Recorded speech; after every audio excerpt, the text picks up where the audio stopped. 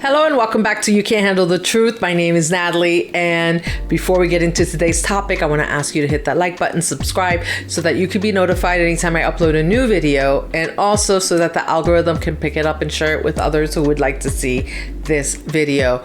And another thing that I would like to ask you is to drop me a comment and let me know how you're liking the new format for the podcast.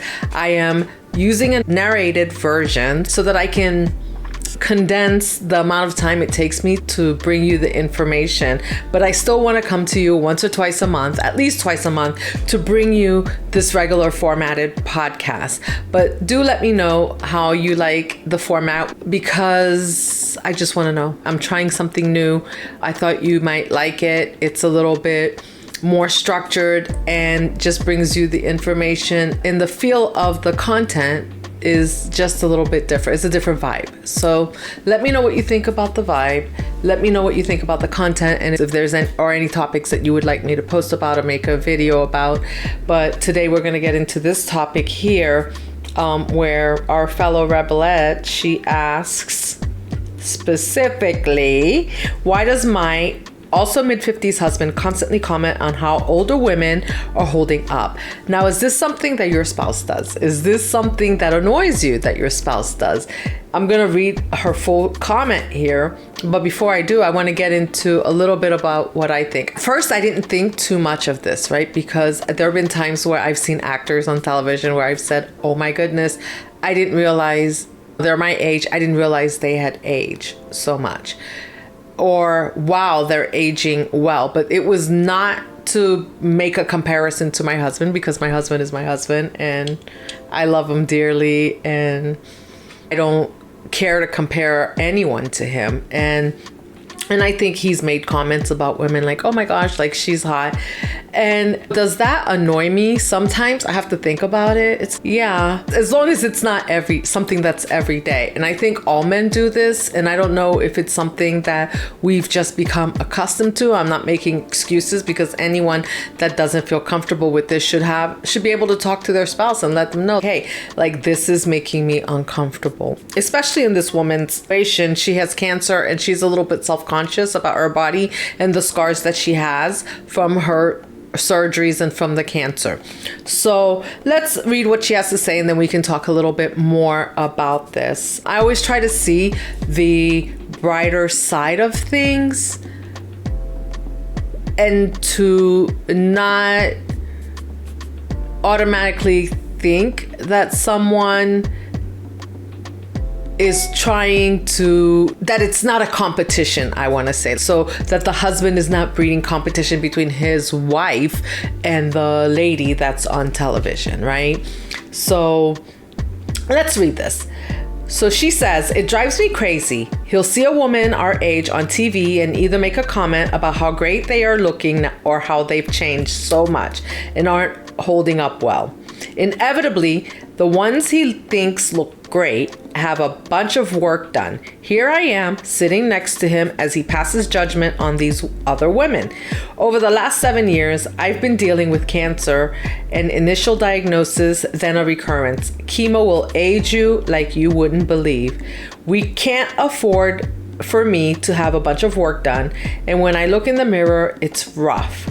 So many scars. I'm within a healthy BMI and I don't care about wrinkles, but the scars and the damage to my body are so apparent. I've brought up how uncomfortable this makes me, but he just doesn't get it. Do your husbands do this? My husband looks fine for his age, but he's not a catalog model. I don't get why he thinks this is okay. Whew.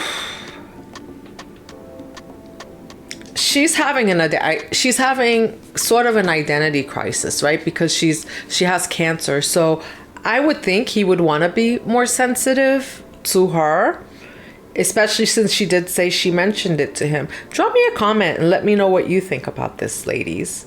And guys out there, drop me a comment. Let me know what you think. Is this something you think would be okay if your wife told you, hey, this makes me uncomfortable? Or do you just think it's just part of our culture? Like, this is what we do.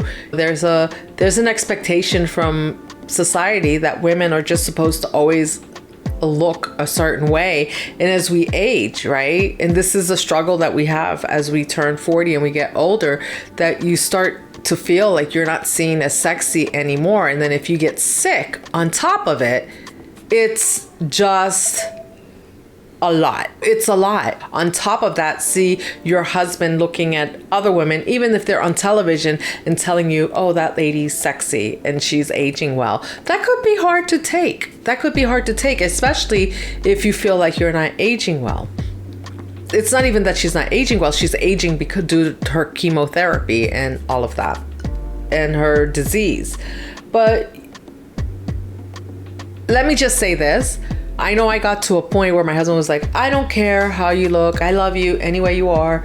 And I knew that I was not comfortable in my body. I wasn't comfortable in my skin. This wasn't who I wanted to be. And I think a lot of us get to our 50s, 40s, 50s and above. And some of us have not done the work, or we've taken care of everyone and we've let ourselves go. And then if we have a spouse that's making comments about someone else, that can be a trigger for us. Not to compare yourself, because you are you and you are who you are, but it's a trigger to us that maybe to say to ourselves like, hey, we need to do something about how we're feeling, right? Because if the person was making the comment and we were happy with ourselves, would it matter to us? Would it bother us? And I'm not saying in this case this woman is ill. There's nothing she can do about her scars and everything else that's going on, how she's aging with her cancer. So this is a completely different topic, but I just wanted to bring along that it's the onus is on us if we're not comfortable with ourselves to do something about it, right? Because there was a time where I knew I just wasn't myself. I had inflammation or whatever. And I don't want to get too much into me, but then I knew I needed to make a change, right? So that I could get to the point where I was feeling good about myself again. I'm not trying to look like the supermodel on TV, right? But somewhere where I feel good, where I feel that I look good, where I feel like I was regaining my confidence again. And I think that's what we all want. We all want to keep our dignity as we age. So anyhow, drop me some comments down below. Let me know what you think about this, because I think this is something that many of us are afflicted by, especially since we live in a society where it's a lot about how we look, and men are taught that they're supposed to look up to how women look, even though most of the time men don't really fall in love with you for how you look. They may have a type, right? They may have a type that they like, but many men date many hot women that they would not marry. So that's for a topic for another day. So there is more to it than just the looks, but sometimes the way the person looks and how they take care of themselves is part of the equation of why someone marries someone. So anyhow, and of course, I would hope that if that's part of your equation, you can't expect to marry someone or be with someone that's taking care of themselves if you're not taking care of yourself, right? It's a mirror, right? So when you look at something that you want from someone else, you have to be exuding that same energy to be able to bring that in from someone else. That's just the law of attraction. So anyhow, someone had a long comment, so I hope you guys have a little bit of time to listen to this because I want to get through it. I'll try to condense it if possible. So people didn't marry for love until a few decades ago. It's patriarchal indoctrination. Now that women have legal rights, society needs to ensure men still get access to sex and relationships. Women are sold a fantasy that they are projecting their views of relationships on men, and men are playing along because that's the only way they can, as a class, get women to agree to be with them. I don't know, that's deep. It's in the interest of the current society that we keep the nuclear family stable and men occupied. So we need to continuously gaslight women about love and how it's so important, and that is hard, and that it's worth it at the end. Even though most of the time it's better for women to leave, society continues to try to gaslight women and normalize feeling miserable when in relationships with men and accepting whatever bullshit behavior. The effort men put into marriages is laughable, and men marry for convenience and sex mostly. Patriarchy wasn't created because men love women so much and wanted to be Prince Charming. Men need women in a way women don't need men. A relationship with a man is him trying to do the bare minimum to keep the relationship and the women trying to convince him to care. He doesn't mind the shitty relationship because he is getting more benefits than if he was single. Women are pouring themselves, their resources, their love, and their time into a bottomless pit. Oh, wow. Okay, let me go ahead and then we'll see what you guys think. We've created all these apparatuses that convince women in staying in their shitty marriages and relationships with their shitty partners because it's helpful for our capitalist, patriarchal society and for males. And we convince women that being unhappy, it's the moral and righteous thing to do for love and family. It's bullshit. While women are here spending their time reading and learning about these topics, trying to define their definition of love to tolerate abuse, trying to save their relationships, and trying to be better lovers, men are beating it to porn, getting erectile dysfunction, and being useless and entitled, following soft porn on social media, paying OF subscriptions, I'm not sure what that is, complaining about women, having too high standards, trying to learn how to manipulate women into sex or relationships, and just being a nuisance overall. Wow. She said some things here that maybe I agree that we have patriarchal indoctrination. I can't even say it. I think that it's a little harsh. I do agree that marriage was not created because of love. Marriage was always something that's of convenience, but in this day and age, we don't really have to get married if we don't want to. I know that it's that one thing as a woman that if you decide not to get married, like you'll probably get hounded, right? Like, when you getting married? When you having kids? It is something that it's expected, right? That you're going to get married at some point, that you're going to have kids. But we live in a time where we don't really have to, but at the same time, if you're unhappy, how do you deal with that? How do you have conversations with your spouse about the things that make you uncomfortable? If this happens in your relationship, do you think your spouse does it to make you feel bad? Do you have things that you ask your spouse not to do, whether you're a man or a woman, and that they continue to do regardless of how it makes you feel? Because I think that there has to be some sort of empathy in a relationship, right? Everybody goes into a relationship thinking that love is something you feel, because that's what we're taught. Exactly what she says here. We're taught that, oh, it's something we should feel. And then we go to therapy to see if we can feel that way again. But love is not something you feel. Love is something you do. And it's something that you do every day. Love is an action. It's how you show somebody. You have to show someone that you love them. Love is not just saying that you love somebody. That's not love. Love is the actions that you show that you care about the person. Do you care about their feelings? Do you care about their needs? That should be reciprocal, right? That should be reciprocated. And when is it? And my next question is, when is it okay to leave? Or when is it okay to put up a boundary because the actions are not reciprocal? And I don't think that love should be transactional either. Relationships should not be transactional. It shouldn't be like, I do this for you and you do this for me. But at the end of the day, it should balance out, right? That we're meeting each other's needs. And my needs are and may be different than my husband's needs, right? Some of our needs are the same. We have some basic needs. Everybody has the need for safety, the need for food and shelter. Like, we all have those needs, but emotionally, the needs are a little bit different when it comes to men and women. Are we willing to learn what each other's needs are emotionally? And are we really willing to concede at times to do that, whatever that takes for the other person?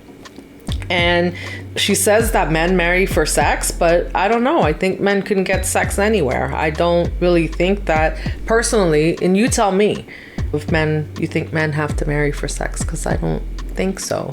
But I guess it depends. As you get older, maybe it's not as easy as it seems, but I'm sure there's always someone out there willing. It doesn't matter how old you are. But anyway, someone says, my husband realistically understands how much I enjoy the dogs more than him, and he's nowhere near as bad as so many men discussed on Reddit. Let's see. Let's see. What else? Someone says, I'd rather get a dog. These women are just angry. Yep, I stayed in a marriage for 17 years, got out, yay me. And now I'm with a wonderful, loving man, yay me again. Okay. So at least that one said, like, she got out of the marriage where she wasn't getting her needs met, but she did get married again. That first woman just thinks, oh my gosh, like there's nobody out there that can ever meet her needs. And I don't know, maybe her list is too long. Maybe she's not willing.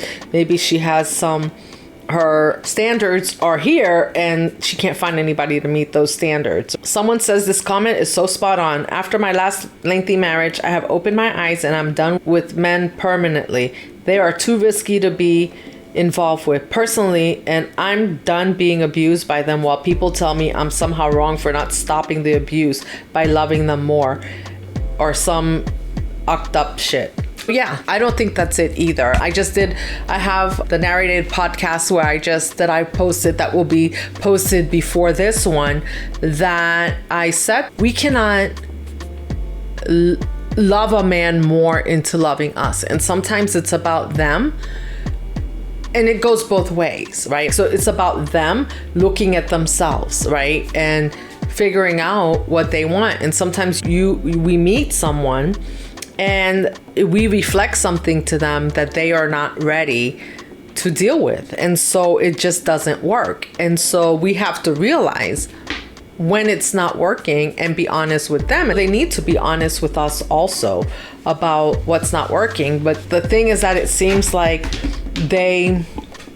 what this woman was saying is that, let's call her Diane. What Diane was saying is that she feels like they're just willing to go along with it because they're not getting the shit end of the stick, that women are getting the shit end of the stick. But I'm sure there are many men out there, and you guys out there, if you're listening to this, let me know what your experiences have been, because I'm sure that there are men that feel like sometimes they get the shit end of the stick on this. But I think the bottom line from this comment, we can bash men, we can bash women, but I think at the end of the day, we have to do the work. And it goes back to, are we asking the right questions before we get married?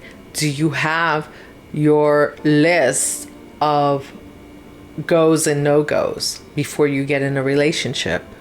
If this is on your checklist that, you know what, I don't care to have my husband making comments about other women, which for some of us, we might think, hey, that seems self-explanatory. And people will do things sometimes that we don't expect. And so then how do you deal with that? And the other thing is, how do you deal with conflict in a relationship? How do you resolve conflict? Do we resolve by avoiding and not addressing? Because that just leads to more conflict later. So are we going to address it and then come to a resolution? Or are we going to talk about it and you're just going to tell me, like, you know, you're just going to tell each other, no, that's not my problem, that's your problem. And if that's the case, how long can you do that before you gradually start moving away from each other and it's over? All right? And you're on two separate ends of the spectrum and you're just not getting along anymore and it's not working. And in this day and age, I've been seeing a lot of things where women are saying they can't even think about leaving because why? Because of the economy. They cannot think about leaving. Even if they wanted to leave each other, neither one of them could make it. So there's a lot of things to consider. So that's why it's really important to consider the decision, what you will tolerate, what you will not tolerate before you get married. And then what are the deal breakers? And how are you going to, like I said before, how are you going to manage How are you going to manage discussions with each other when things come up? Because they will. You can talk about the major things before you get married, but there are always going to be things and disagreements that come up within the marriage over the years. Things change, people change. And how are you going to discuss? How's that discussion going to go? Really important. These are the things that break down relationships.